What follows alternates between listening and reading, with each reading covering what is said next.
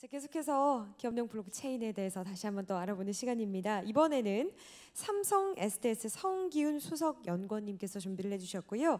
엔터프라이즈 블록체인 넥스레저 핵심 기술과 적용 사례라는 주제로 말씀해 주시겠습니다. 삼성 SDS 자체 블록체인 플랫폼에 대한 소개를 해주시겠습니다. 여러분 박수로 맞이해 주시기 바랍니다. 예, 안녕하세요. 삼성 SDS의 성기훈이라고 합니다. 딱 오면서 머릿속이 다시 하얘졌는데 저건 있는 것 같아요.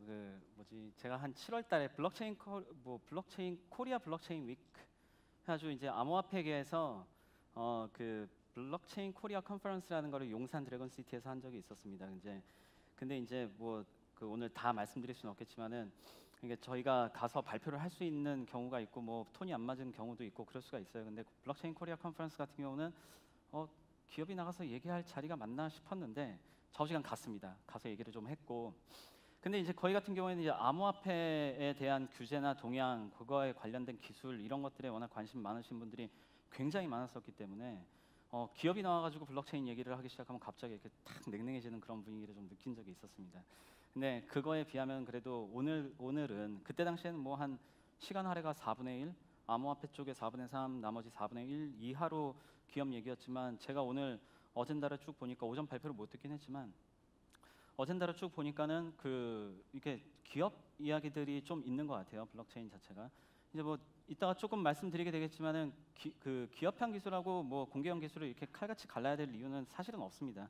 없지만은 아직까지는 암호화폐 투자 열기 같은 것들 때문에 그쪽 기술에 좀 더 관심이 있으시겠지만, 기업형 기술 같은 경우도 결국은 궁극적으로 추구하는 본질 자체가 같고 약간 어떤 서로 역할을 분담하는 방식 같은 게 약간의 차이가 있는 그런 것들이기 때문에 기업형 기술에 대해서도 이제 지금부터라도 이제 조금씩 좀 더 관심을 가지면서 들여다보시면은 향후에 어떤 비즈니스를 생각을 하신다거나 아니면 기술 발전 동향을 바라보면서 블록체인을 이해를 하실 때 도움이 되지 않을까 싶고, 이게 너무 오래 떠 있는데 제가 그래서 오늘 저는 이제 P2P 네트워크이라는 거를 전공을 쭉 했었습니다. 이제 블록체인에 대해서 해석하는 방법들은 굉장히 다양하게 있을 수가 있어요. 투자 관점에서 볼 수도 있고 암호화폐 관점에서 볼 수도 있고. 근데 저는 주로 P2P 네트워크나 분산 시스템 관점에서 주로 해석을 하는 맥락의 어떤 말씀을 드리게 될 가능성이 좀 더 많습니다.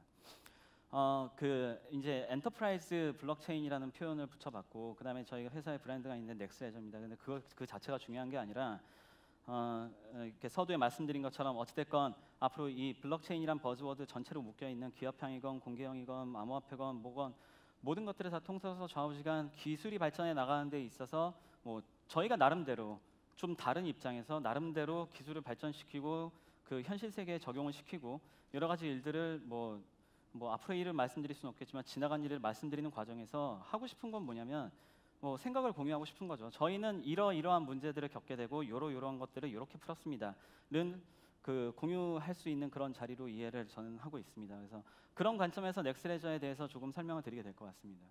일단 배경을 좀 더 말씀을 드리게 될 거고, 그리고 제가 구분하기는 좀 어렵겠지만 이게 기술 쪽에 관심이 더 많으신 분이 계신가요? 이렇게 물어보면 손 잘 안 드시는데 기술, 사업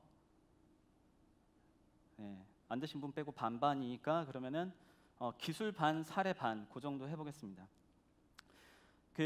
이제 많이 나오는 앞에서도 반복됐을 것 같습니다. 제가 일단 어느 쪽에 포커스를 맞춰서 얘기할지 그걸 구분시켜 드리려고 이 장표를 꺼낸 거예요. 저쪽 왼쪽 보시는 쪽에서 왼쪽이 은행으로 생각할 수 있는 거죠. 뒤에 이제 사례 때 공인인증서가 왜 블록체인으로 대체를 했을 때 효과를 볼 수 있는지 이제 요 사례부터 시작해서 기술 좀 설명드리고 사례까지 말씀드리게 될 텐데, 자, 왼쪽이죠. 지금 우리가 공인인증서를 쓰고 있는 건 저 왼쪽 시스템을 쓰고 있는 겁니다. 가운데 국가가 법으로 규정한 혹은 등록된 특정 개수의 업체들이 존재를 해야 되는 거고, 반드시 그들에게 우리는 수수료를 내는 대신에 그들이 인증서의 정보가 무결하다는 거, 위변조되지 않았다는 거를 보장을 해줄 책임을 가지고 있죠.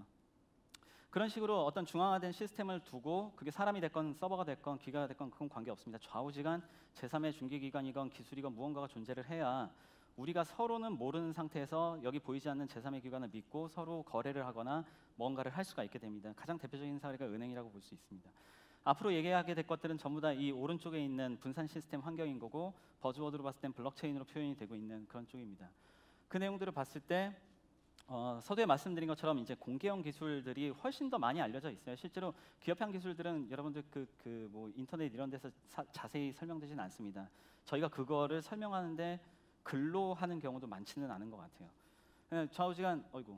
좌우지간 이 공개형 블록체인과 기업형 블록체인 혹은 여러분들이 알고 계신 프라이빗 블록체인도 마찬가지고 컨소시엄 블록체인도 다 마찬가지입니다. 다 오른쪽으로 그 카테고라이즈 된다고 보시면 되겠습니다. 그리고 오늘은 다 오른쪽 얘기만 하게 되는 거죠. 구분을 시켜드리기 위해서 조금만 더 자세히 본다 그러면은 왼쪽 같은 경우는 이제 그 가상화폐가 성립을 하게 됩니다. 가상화폐가 성립을 하고 그 위에서 이렇게 뭐 아래쪽은 어떤 서버를 제공하는 사람들이라고 보시면 돼요. 그 서버의 주인들 혹은 사람들. 그다음에 기술이 있고 위로 올라가면서 이제 가상화폐가 성립을 하면 거래소가 있어야죠. 그러면 돈으로 바뀌니까 돈으로 바뀌기 시작하면서 펀딩할 수 있는 구조도 되고 등등등. 굉장히 복잡하고 다양한 새로운 생태계가 펼쳐지고 있는 곳은 저쪽입니다. 그리고 그것과 같은 가치와 같은 어떤 신뢰에 대한 그 미래를 보고 접근하는 또 다른 기술은 이쪽 기업형으로 표현되는 오른쪽에 표현이 된 겁니다. 이쪽 같은 경우는 뭐 이제 그 좀 더 말씀드리겠지만 이제 기업형이라고 부르는 이유가 그 아이덴티파이어블한, 그러니까 우리가 누군지 특정할 수 있는 사람들이 어떤 서버를 제공을 한다 이렇게 했기 때문에 그러는 건데, 인프라 기여 제공 주체가 빨간색으로 되어 있는 저 부분이고 기술이 약간 다릅니다. 기술이 약간 다르고 그 위에는 이제 비즈니스 어플리케이션들이 올라가게 돼 있고 이쪽에서는 가상화폐가 성립되는 경우가 많지는 않습니다. 그게 왜 그러냐면 그 이제 뭐 아실 것도 같고 모르실 것도 같고 그렇지만 살짝만 짚어보면 그런 건 있는 거예요. 여기 계신 분들이 전부 다 서버 컴퓨터라고 생각을 했을 때, 그죠? 서버 컴퓨터라고 생각했을 때 제가 서두에 제가 P2P 리서치를 계속 해왔다는 말씀을 드리는 이유는 그겁니다. 그 P2P 네트워크라는 거는 우리가 알고 있는 아주 좋은 서버를 어디 한 군데에다 두고 거기에 붙어가지고 서비스를 받는 그런 구조가 아니지 않습니까? 그죠? 전 세계에서 누구든지 자기 서버를 가지고 P2P 네트워크에 참여를 한 그 P2P 네트워크를 기반으로 해서 무언가 서비스가 돌아갈 수 있게끔 하는 그런 환경입니다. 그 조금 지난 케이스 중에 가장 유명했던 건 스카이프이죠. 스카이프이 마이크로소프트로 그 인수합병이 되면서는 사실 기술 구조가 오른쪽으로 바뀌었어요. 근데 그 전에 초창기 스카이프는 철저하게 아무나 들어와서 누구나 서버를 그 제공을 할 수 있는 그런 상태의 P2P 네트워크를 썼었습니다. 그럴 때 스카이프 관점에서 이런 거죠. 내가 그때 당시에 뭐 전 세계 노드가 그 서버 컴퓨터가 뭐 몇만 대가 넘게 있었을 거예요. 지금 비트코인보다도 훨씬 많은 컴퓨터들이 있었습니다. 그런 컴퓨터를 누군가가 자 스카이프용으로 쓰세요라고 제공을 할 때 보상을 하는 게 어려운 건 차치하고라도 그들이 서버를 제공하려고 할 때 그럼 스카이프 입장에서 너 서버 컴퓨터 그러면 뭐 사양이 어떻고 너 주인은 누구고 뭐 네가 책임질래 뭐 오퍼레이션은 어떻게 할래 이런 기준들을 걸질 않았습니다. 누구나 자유롭게 들어왔다가 누구나 필요 없으면 나갈 수도 있었어요. 그렇게 하기 위해서는 반드시 익명 서버를 받아줘야 됩니다. 그래서 블록체인도 공개형 기술도 익명 서버를 받는 거예요. 왜냐하면 특정 기업이 나타나가지고 그 많은 컴퓨터를 한꺼번에 투자를 할 수가 없기 때문에 그렇습니다. 그러니까 개인들이 참여를 할 수 있죠. 거기에 굉장히 그 여러 가지 뷰티들이 있는 거고. 자, 어노니머스 참여자라는 말의 의미는 철저하게 그 부분입니다. 모든 사람들이 생태계에 들어올 수 있게 하기 위해서 바를 설치하지 않겠다. 그러니까 어떤 기준점을 설치하지 않겠다. 들어올 수 있는 겁니다. 초기에 비트코인도 그랬듯이 그 개인 랩탑이나 일반적인 컴퓨터들도 그 전체적인 그 마이닝 난이도 자체가 낮을 때에는 나름의 채굴 보상을 받을 가능성이 있었죠. 지금은 채굴 경쟁이 심해지니까 좀 어려워진 것뿐이고요. 그래서 어떤 소유 주체에 대해서 어노니머스하다는 얘기를 하는 겁니다. 좋다 나쁘다도 아니고 그들이 누군지를 재고 따지지 않는다. 그런 의미로 보시면 될 것 같아요. 기업형 기술 같은 경우에는 다릅니다. 왜 다르냐면은 기업은 정확하게 우리가 비즈니스 모델에 알고 있는 것들에 대해서 투자를 하고 거기에서 레비뉴를 창출을 해야 되는 거죠. 우리가 인베스트를 하고 레비뉴를 뽑아야 되기 때문에 비즈니스 모델이 뚜렷하고 그래서 어떤 수익을 가져가겠다는 걸 알고 그거에 감안을 해서 투자를 하게 됩니다. 그리고 그 비즈니스 모델을 같이 협력해서 돌릴 수 있는 회사들은 정해져 있는 거죠. 뒤에서 말씀드린 해오몰 컨소시엄 같은 경우에는 민관연 38개 회사 지금 50개가 넘고 그렇게 딱 정해진 회사들이 서버 컴퓨터들을 제공하고 그 서버 컴퓨터를 기반으로 해서 P2P 네트워크가 형성이 되는 건데, 그런 경우에는 어느 기업이 어느 컴퓨터를 어느 서버를 관리하고 있다는 게 뚜렷하기 때문에 그럴 때는 아이덴티파이어블하다고 보는 겁니다. 이 둘의 그 인프라 기여 주체 때문에 이제 그 기술이 확 달라지게 돼 있어요. 반복적으로 말씀드리지만 목적은 같지만 구현 방법이 다른 거기 때문에 사실 동일한 목적을 추구할 때는 구현 방법에 별로 케어를 안 하시는 분들은 사실 신경 안 쓰셔도 될 수도 있습니다. 그래서 이제 왼쪽에 비트코인, 이더리움, 비쉐어이 유명한 것들이죠. 퀀텀, 코스모스, 이오스 굉장히 많은 기술들이 있고 거기에서는 이제 좀 이따 이제 합의 방식에 대해서 잠깐 설명을 드릴게요. 하이퍼레저 JP모간의 그 쿼럼, 뭐 코다 이런 것들은 다릅니다. 합의하는 방법이. 자, 그런데 오늘 말씀드릴 초점은 이게 될 거예요. 저희가 이제 오른쪽 기업향에 그 초점을 갖고 간다고 했으니까 이제 이 부분을 집중적으로 말씀을 드리게 될 텐데, 자, 기업 관공서가 비즈니스 모델을 감안을 해서 들어온다. 거기까지는 알겠습니다. 이제 거기까지는 됐는데 막상 저희가 한 2015년부터 블록체인을 가지고 그 비즈니스 자체, 그러니까 블록체인 가지고 뭐 세상에 없었던 완전히 새로운 거를 지금 당장 만들겠다 이런 것까지는 아니고 전 주로 지나간 얘기를 하게 되는데, 기존에 있었던 산업 자체에서도 뭔가 혁신을 할 수 있는 디스럽티브한 어프로치를 하려고 하니, 자, 블록체인은 뜨고 있고 뭔가 신뢰를 가지면은 원가 혁신도 할 수 있고 여러 가지 좋은 베네핏이 있을 것 같은데 문제들이 하나둘씩 생기게 됩니다. 마찬가지로 블록체인계의 기술의 문제가 될 수가 있는 거예요. 예를 들면 가장 손에 와닿는, 여기 스타트업 혹시 하시는 분들 계신다면 개발자 구하기가 너무 어렵습니다. 일단 개발자를 구하기가 어렵고, 중국은 블록체인 개발자 지금 초봉이 6만 부를 넘어간 지가 오래됐죠 벌써. 사람 구하기가 어렵고, 혹은 뭐 소프트웨어 엔지니어 좋은 사람 데려다가도 뭐 솔리디티를 가르치건 뭘 가르치건 여러 가지 뭔가 교육을 해야 됩니다. 그런 어려운 현실적인 문제를 실제로 많이 저는 듣게 되는 것 같아요. 스타트업 같은 경우에 특히. 그리고 기업형이건 공개형이건 일단 그 각자의 주장에 의해서 다양한 기술들이 내가 더 좋다라고 해서 제시가 되게 돼 있습니다. 어느 쪽이든 다 그래요. 아직은 완전히 그 정리된 기술이라기보다 계속 발전하는 기술이다 보니까 오픈 소스도 종류가 많고, 기업형 같은 경우에도 한 100개가 넘습니다. 스타트업을 다 합치면.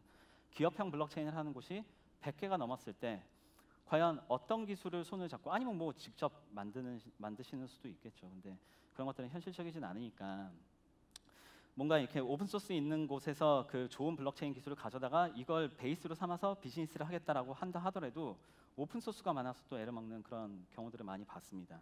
지금 밑에서부터 하나씩 올라가는 겁니다. 오픈 소스를 선택을 해도 이번에는 또 그 뭐 한 반년 전에도 그런 얘기가 굉장히 많이 회자가 됐다가 요즘엔 조금 나아졌죠. 뭐냐면 느려서 못 쓴다, 뭐 스케일링 안 된다, 뭐 여러 가지 기능이 안 된다, 뭐 뭘 더 해야 된다, 이런 논의들이 생기게 됩니다.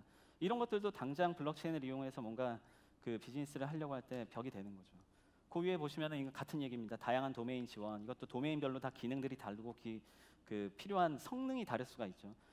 그 블록체인이 만약에 뭐 비자 카드나 뭐 아니면은 뭐 우리가 알고 있는 상용 데이터베이스처럼 이미 충분히 빠르고 확장 가능한 상태라고 하면은 저런 이슈가 없었을 수도 있고 모두 다 그냥 비즈니스를 하시면 되죠. 근데 아직은 그게 아닙니다. 그래서 저런 문제들이 있어요. 그리고 이 밑에서 지금까지 말씀드린 이 모든 문제를 가지고도 그럼에도 불구하고 비즈니스를 실험하시는 분들도 있습니다. 뒤에 사례에서 은행연합회, 그 해운물류 컨소시엄 이런 경우에는 어찌됐건 이런 어려움이 있음에도 불구하고 계속 실험적인 접근을 하고 뭔가 비즈니스 모델이나 새로운 혁신을 만들려고 시도를 하시죠. 그런데 오픈 소스가 많으니까 위에 비즈니스 소프트웨어를 만들어 놓고, 그냥 개념은 그런 거예요. 블록체인은 아까 P2P망처럼 이렇게 어떤 기반 기술인 거고, 그 기반 기술을 놓고서 그 위에다 여러분들 우리가 알고 있는 일반적인 소프트웨어를 그 위에 얹어갖고 사용할 수 있는 그런 컨셉이지 않습니까? 그죠? 그런데 밑에 오픈 소스나 기술이 바뀌면 위에 소프트웨어를 지금은 다시 만들어야 됩니다. 그런 것도 굉장히 어려운 현실적인 문제 중에 하나예요. 블록체인을 확산시킬 때에도 항상 그 벽이 될 수가 있는 문제입니다. 예를 들어서 여러분 중에 누가 뭐 어떤 좋은 블록체인 기술을 가지고 어떤 사업을 딱 하려고 할 때 그 고객 사이드에서는 자기의 기존 시스템을 뭐 특정 오픈 소스에 붙였다. 근데 이 오픈 소스보다 다른 오픈 소스가 좀 더 각광을 받는다거나, 더 문제는 이 비즈니스를 하시는 분들의 상대방이 그 오픈 소스가 아닌 다른 블록체인을 사용하게 되는 경우에 이럴 때 어떻게 하지? 이런 문제들이 생기게 됩니다. 그런 것들에 대한 가시성이 확보가 되지 않으면 지금은 딱 베팅을 하기가 힘들어요. 베팅이라는 표현은 좀 이상하지만 뭔가 비즈니스를 이렇게 진도로 빼보기가 좀 어려워집니다. 그런 문제들이 있습니다.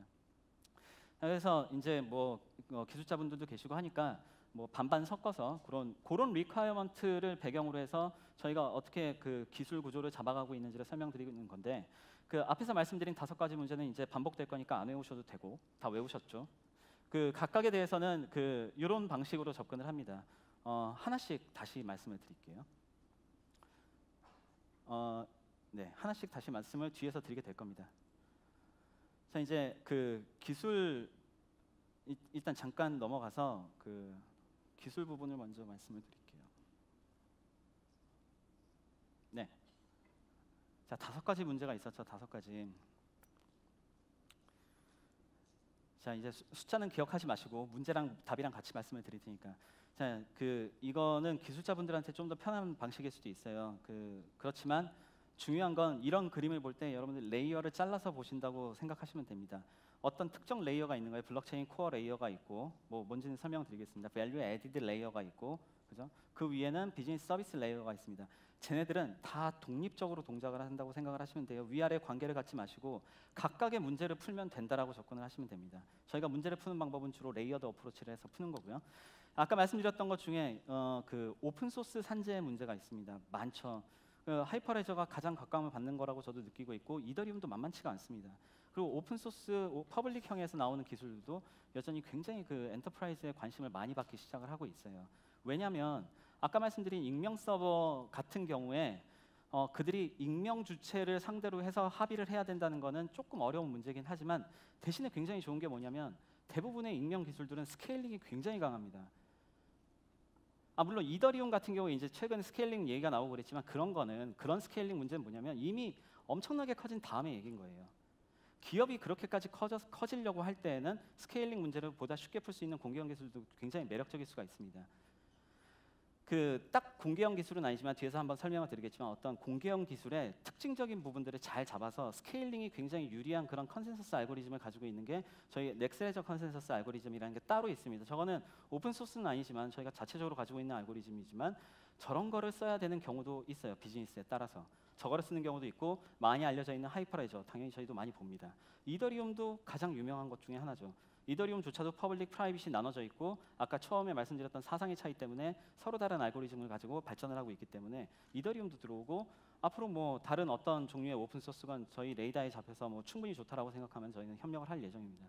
그렇게 블록체인 코어 레이어를 소화를 할 수 있는 것들에 대해서 저희는 레이어로 잘라놓고 저 부분에 특정 인터페이스를 정의를 할 수 있으면은 어떤 기술이 됐건 그 위에 저희가 새로운 가치를 좀 더 올릴 수 있는데 기술적인 관점에서 이런 것들이 더 있을 수가 있습니다. 하나는 자세한 얘기는 뒤에서 나올게요. 방금 말씀드렸던 어떤 처리 성능, 스케일링도 있지만은 또 하나는 그 초당 몇 개를 처리할 수 있느냐 부분이 있지 않습니까? 이더리움 같은 경우에 아니면 그 비트코인 같은 경우에 초당 뭐 7개, 10개. 그런데 사실 기업에서 쓰려면 저희가 느끼기에 아주 하드코어 비즈니스는 아직은 안 쓴다 하더라도 아무리 느려도 한 1000TPS는 나와야 되는 거고 1초에 1000개 트랜잭션을 처리를 할 수는 있어야 됩니다. 기본적으로 기업에서 쓰려면. 그리고 애지간해서 상용화를 생각을 하려면 줄잡아 그거의 10배는 속도가 나와야 돼요. 그러니까 공개형 기술이 지금 당장 쓰기 어려운 이유는 그런 것들도 있습니다. 그렇지만 아직은 이제 기업형이건 공개형이건 다 그 퍼포먼스에 대해서 충분히 안정적이지 않기 때문에 그런 부분들에 대해서 처리하는 레이어가 이 위치에 있습니다. 방법은 뒤에서 조금 소개를 드릴게요. 그 다음에 2번은 일단 뒤에서 말씀드리는 게 낫겠고 3번 같은 경우는 기술자분들이 좀 더 관심이 있을 텐데 아까 서두에 말씀드렸잖아요. 그 IT 시스템은 서버 컴퓨터가 뚜렷하게 있는 경우에는 어떤 문제를 좀 쉽게 풀 수가 있는 게 있어요. 예를 들면 여러분들 로그인 할 때는 컴퓨터가 상대가 하나인 게 편합니다. 로그인을 할 땐. 뭐 그 앞에 이제 뭐 기술적으로 봤을 때 로드 밸런스도 있고 뒤에 뭐 이중화도 하고 여러 가지 아키텍처들이 떠오르시겠지만 좌우지간 논리적으로 서버가 하나일 때는 로그인 할 때는 그런 때 소프트웨어 개발이 편해요. 그런데 비트코인, 이더리움, 여기 하이퍼레저 어떤 분산 시스템도 로그인을 할 때 분산된 환경 상태에서 여러분들이 로그인 정보를 받아주긴 사실은 어렵습니다. 짧게 소개해 드리면 이더리움은 인증을 하기 위해서 필요한 어떤 보안 메커니즘의 한쪽 부분에 대해서 이더리움의 특성대로만 하고 원래 보안의 전통적인 방식을 충분히 소화를 못하는 그런 것들이 있을 수 있어요. 제목은 랜덤 챌린지 랜덤 챌린지 리스판스 프로토콜이라는 거고 그런 것들을 혹시 궁금하시면 한번 찾아보셔도 되겠습니다. 그래서 좌우지간 여러 가지 오픈 소스들이 있을 때 분산 환경에서 로그인을 처리하기가 힘들기 때문에 혹은 게임을 만들기도 사실은 어렵습니다.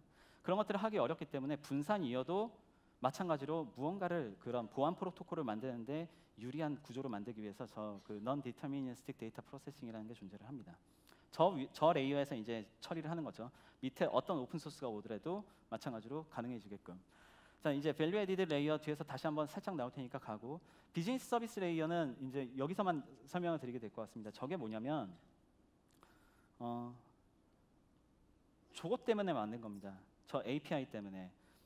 아까 문제 범위를 말씀드린 것 중에 하나가 그게 있었죠. 그 어떤 비즈니스 어플리케이션, 블록체인 말고 비즈니스 어플리케이션을 만들어서 블록체인을 맞춰갖고 돌렸더니 이번엔 블록체인 기술이 바뀌었다. 그러면 이 만들었던 비즈니스 어플리케이션을 어떻게 바꿔야 되느냐에 대한 문제는 저기서 풀려고 하는 겁니다.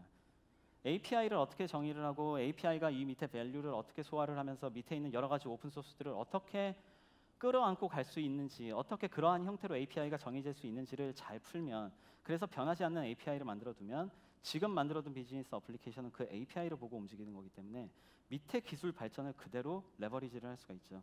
밑에서 빨라지면 그냥 비즈니스 소프트웨어가 빨라지는 겁니다. 비즈니스 소프트웨어를 다시 변경할 필요가 없고, 그죠? 그런 식으로 해서 우리가 그리고 예를 들어서 그런 경우가 흔치 않지만 SI를 하시는 분들이 혹시라도 계신다 그러면은 이 A 고객사에서 만들었던 소프트웨어 스택을 B 고객사로 옮기는 경우에 재활용률도 굉장히 높아질 수가 있습니다. 블록체인 시장 자체에서 ROI를 훨씬 개선할 수 있는 그런 방법이 되겠죠. 또한 그런 비즈니스 어플리케이션이 존재를 하려면 그 몇 가지 블록체인 자체가 원래 내재적으로 제공하지 않고 있는 그런 기능들은 재활용 가능할 수 있게끔 컴포넌트화를 시켜야 될 필요가 있습니다. 그런 것들이 저기 커먼 비즈니스 레이어로 표시된 저 위치에 자리를 잡고 있습니다. 자, 아까 말씀드린 1, 2, 3, 4, 5번 그런 문제들을 이런 식으로 해결을 하고 있다는 걸 말씀을 드리는 거고, 자, 왼쪽이 제가 공개형은 익숙하다고 가정을 해야 될 것 같은데, 공개형은 여러분들 여기 계신 분들이 전부 다 블록체인 서버 시스템이라고 할 때 어떤 경우든 이 안에서 반드시 하나의 서버 컴퓨터를 선출을 해야 되죠. 거버넌스를 하건 컨센서스를 하건 커뮤니티를 하건 블록 프로듀스를 하건 뭐를 하건 어떻게 하건 간에 좌우지간 이 모든 사람들이 하나의 사실을 믿으려면 대표가 나와야 됩니다. 그리고 그 대표를 어떻게 선출하느냐가 퍼블릭 블록체인의 굉장히 아름다운 그런 여러 가지 알고리즘들이 돌아가는 위치죠. 하지만 그 사상을 기업형으로 끌고 들어왔을 때 똑같은 그런 어떤 이쁜 사상을 서버 컴퓨터가 익명이 아니라고 생각을 하면 훨씬 효율적으로 할 수 있는 그런 방법들이 생깁니다. 그런 알고리즘도 쓰고, 그리고 그죠? 이거는 블록체인에서 어떤 임플리케이션을 보고서 만들게 된 그런 스타일이라고 보시면 되고, 오른쪽 같은 경우는 이거는 좀 약간 아카데믹한 그런 어프로치들의 전형적인 스타일이라고 보시면 돼요. 디테일은 물론 굉장히 복잡하고 많지만 핵심적인 사상은 뭐냐면 아카데믹 리서치에서 대부분 지난 20년, 30년 동안 어떻게 서로를 믿을 수 있을 것이냐라는 문제를 풀기 위해서 해왔던 모든 방법들은 서로한테 물어본다가 핵심적인 메시지인 겁니다. 아무리 복잡한 알고리즘이 있어도 대부분은 다 서로한테 물어보게 돼 있어요. 그러니까 이제 참여하는 수가 많아지면 점점 스케일링이 어려워질 수는 있겠죠. 그렇지만 그건 또 다른 방법으로 푸는 거고, 핵심은 서로에게 물어본다. 두 번째 포인트는 뭐냐면은 저런 것들은 수학적으로 증명이 되는 겁니다. 왼쪽은 조금 더 경험적으로 증명이 돼야 될 필요는 있지만 굉장히 많은 사람들이 경험적으로 증명을 하고 있기 때문에 힘을 가질 수 있는 그런 어프로치가 되고, 오른쪽은 아카데믹하게 수학적으로 계속 30년 동안 증명을 해왔던 문제들이기 때문에 지금 당장이라도 믿고 쓸 수 있는 그런 어프로치가 될 수 있는 거죠. 둘 다 나름의 장점이 있기 때문에 둘 다 포용을 하고 가고 있습니다. 자, 채널인데 요거는 좀 짧게 할게요. 이것만 기억하시면 됩니다. 이더리움은 여러분 채널이 하나인 거예요. 블록체인은 하나를 쓰는 거고, 왜냐하면 토큰이 하나니까. 이더를 얘기하는 겁니다. 특정 토큰을 하나를 쓴다고 하는 것은 모든 그 토큰을 쓰는 사람들이 다 같이 같은 공유 원장을 가지고 있어야 된다는 의미가 되는 거고, 기업형 같은 경우에는 처리 속도가 빠르고 여러 가지 특징들이 있기 때문에 인프라가 하나만 있더라도 그 위에 블록체인들이 여러 개를 멀티플로 쌓을 수 있는 그런 것들이 가능해집니다. 그러면 뭐 A라는 토큰을 돌리겠다는 얘기는 아니고, 예를 들자면 이제 뭐 A라는 것도 돌고 B라는 것도 돌고 C라는 토큰도 돌고 여러 가지 것들이 그 하나의 인프라만 투자를 하더라도 굉장히 가볍게 돌 수가 있는 그런 상태가 되죠. 단 이게 뭐가 문제가 되냐면 참여자 수가 많아지면 설명은 충분히 못 드릴 시간이 안 될 것 같은데 좌우지간 퍼뮤테이션으로 늘어납니다. 이게 너무 커집니다. 그래서 그걸 어떻게 해결했는지 좀 이따 말씀을 드릴게요. 자, 앞에서 말씀드린 퍼포먼스 올리는 방법인데 포인트는 이겁니다. 왜 느리냐면 만약에 어떤 느린 것을 봤을 때 그렇게 생각을 하시면 돼요. 같은 맥락을 가진 데이터들은 빨리 처리할 수가 없습니다. 더블 스펜딩 생각하시면 되죠. 내가 어떤 돈을 쓰고 그다음에 내가 또 그 잔고를 가지고 어떤 돈을 써야 되고, 누군가가 나한테 잔고를 놓고 또 그 잔고를 보고서 그 다음 거를 써야 되고, 이렇게 시리얼하게 풀어야 되는 어떤 하나의 맥락으로 흘러갈 때에는 빠르게 처리할 방법이 별로 없어요. 그런 건 없는 거고, 그 대신에 만약에 앞에서 말씀드린 것처럼 인프라가 하나인데 여러 논리적인 블록체인들이 쌓이고 서로 동시에 다른 종류의 데이터들 혹은 다른 종류의 토큰들을 핸들링을 하고 있다라고 하면은 이거죠. 앞에서 말씀드린 거는 1초에 하나씩 처리를 한다고 하면은 지금 뒤에서 말씀드리는 서로 다른 토큰들이 만약에 1초에 100개가 들어온다고 하더라도 그 100개를 따로따로 동시에 1초 안에 처리를 하면은 100배가 빨라지는 겁니다. 핵심적인 포인트는 그건 거예요. 데이터의 종류에 의해서 이 속도가 결정될 수 있는 거지. 그죠? 그 데이터를 고려하지 않은 상태에서 그냥 그 속도가 느리다 빠르다를 얘기하는 건 조금 의미가 없다. 그다음에 그 비즈니스 엔터프라이즈 블록체인 같은 경우에는 워낙에 유스 케이스가 다양하고 여러 가지 분리된 논리적인 구조들이 있기 때문에 데이터가 분리가 되고 분리된 데이터들을 동시 처리를 하기 때문에 속도가 굉장히 빨라질 수 있고 저희가 오픈 소스를 놓고 대비를 했을 때 지금 한 아이고 저걸 안 지웠는데 저희가 그 상반기에 봤었던 건 한 3000 TPS 정도가 되고 지금 한 10,000 TPS 정도는 되는 것 같습니다.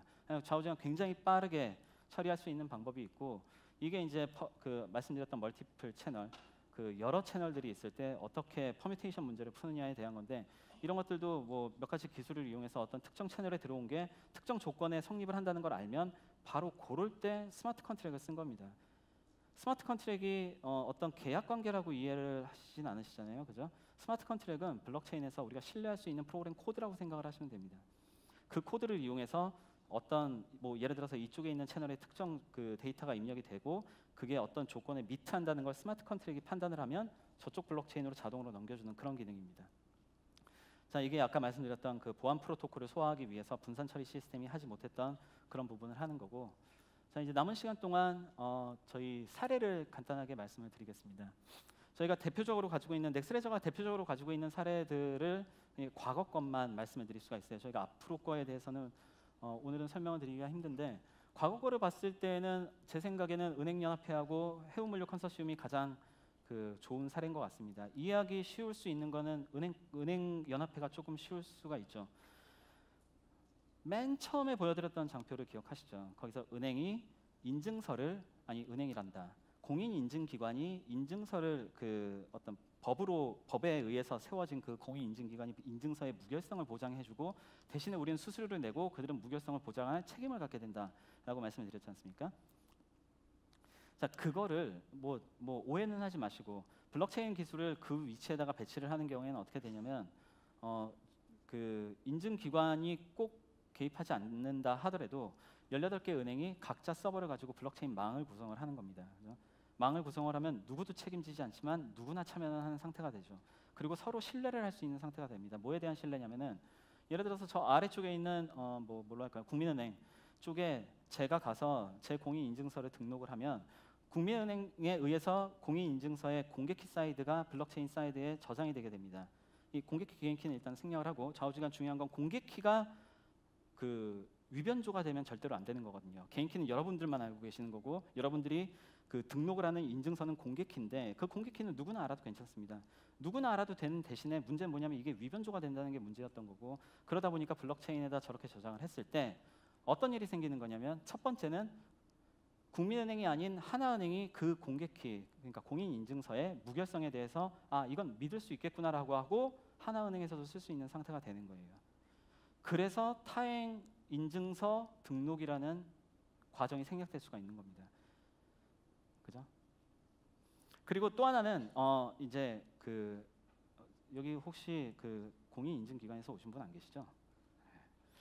네, 약간 까리한데 좌우지간 그 우리가 어떤 수수료를 냈을 때 우리가 여태까지는 1년에 한 번씩 인증서 갱신하지 않았습니까? 그죠? 그거는 꼭 기술의 문제라기보다 우린 그렇게 했었어야 되는 거예요. 요만큼 돈을 냈으니 요만큼 유효기간을 가져가는 게 적절하다라고 판단을 했던 거죠.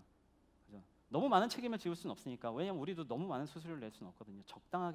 적절하게 한 겁니다. 적당히 아니라. 근데 기술한테 맡겼을 때는 저거는 사실상 지금까지는 위변조 가능성이 없다고 보고 있기 때문에 유효기간을 늘리는 겁니다.